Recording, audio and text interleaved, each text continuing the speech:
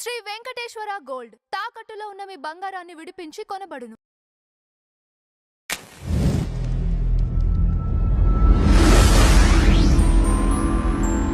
Sir నమస్కారం. నమస్తే అమ్మా. సార్ ఆత్రేయ గారు పాటల రచయిత, అవును. పాత్రో గారు మాటల రచయిత. అవునవును. అసలు వీళ్ళిద్దరు ఎక్కడ కలిశారు, ఏంటి సార్ అక్కడ జరిగిన సందర్భం? అది బాలచంద్ర గారు, తమిళ్ డైరెక్టర్ బాలచంద్ర గారు చాలా ఫేమస్ డైరెక్టర్. ఆయన తమిళ్లో సినిమాలు తీసిన తర్వాత మరో చరిత్ర తెలుగులో తీశారండి. విశాఖపట్నంలో తీశారు ఆయన. అది అద్భుతంగా ఆడింది. అసలు ది లవ్ ఇంపాక్ట్కి గొప్ప సినిమా ఏదంటే అది చెప్పొచ్చు, అంత గొప్ప సినిమా.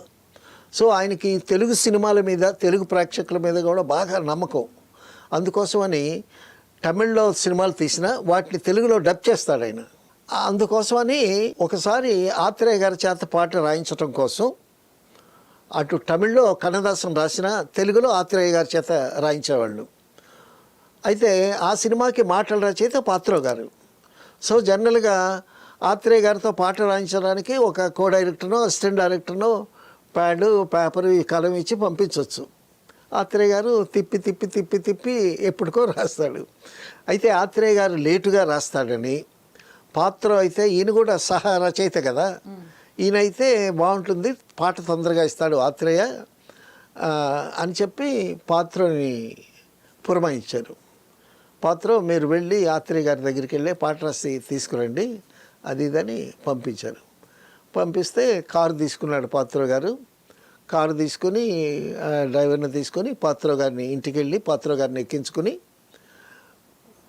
గురువుగారు ఆయన పెద్ద ఆయన కదా, ఆత్రేయ గారు సీనియర్, గురువుగారు ఏ హోటల్కి వెళదాం అంటే హోటల్లో కూర్చొని రాయాలి ఆయన, ఇంటి దగ్గర అయితే కుదరదు కదా.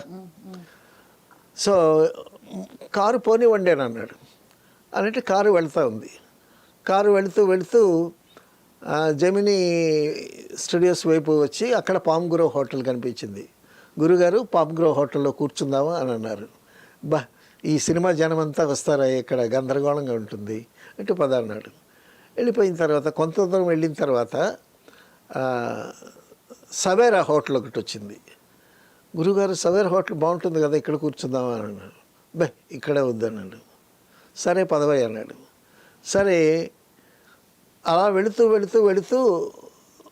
ఒక పెద్ద హోటల్కి తీసుకెళ్ళవయ్యా అన్నాడు డ్రైవర్ని. ఈ డ్రైవర్ ఏం చేశాడు, చోళా షెరాటన్ అప్పుడు 5 స్టార్ హోటల్ అది, ఆ హోటల్కి తీసుకెళ్ళాడు.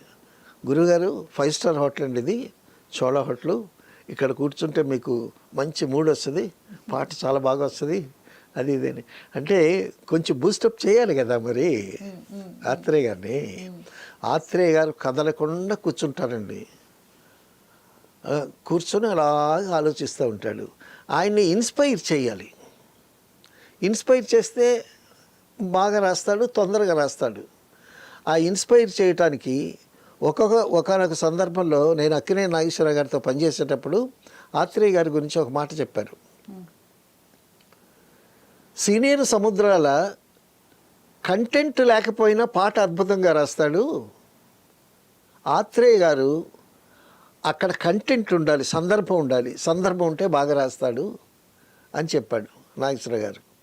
ఆయన అనుభవం చాలా గొప్ప అనుభవం కదా నాగేశ్వరరావు గారిది. సరే చోళా షెరాటన్ హోటల్కి వచ్చారు. ఈ 5 స్టార్ హోటల్లో కూర్చుందా గురువుగారు పాట రాయటానికి అని అంటే ఆత్రేయ గారు కూల్గా, పిచ్చివాడ చోళాలో పల్లవులు ఎట్టా వస్తాయి అన్నాడు. అంటే చోళులు పల్లవులు వైరం కదా వాళ్ళకి, సో చోళాలో పల్లవులు ఎట్టా వస్తాయి అన్నాడు. అనేసరికి ఆత్రేయ గారికి గురువుగారు అసలు అంత స్పాంటేనియస్గా ఎట్టా వస్తాయండి ఆ మాటలు మీకు, ఆ జోకులు ఏముందండి మీ బుర్రలో అన్నాడు. అని అంటే పిచ్చివాడ నా బుర్రలో ఏం లేదు, మా నాన్న వేసిన బీజంలో ఉంది అని అన్నాడు. సో అది కూడా జోకే, మళ్ళీ అది కూడా చమకే. ఆ విధంగా ఆత్రేయ గారితో అసలు ఆయనతో మాట్లాడడం చాలా కష్టం. ఆయన మౌనంగా ఉంటాడు, ఆలోచిస్తూ ఉంటాడు. ఆయన కలం కదిపిన, పెదవి కదిపిన అదొక అద్భుతమైనటువంటి ఆణిముత్యం లాంటి మాటలు రాలుతాయి. That is Athreya. All right sir, thank you sir.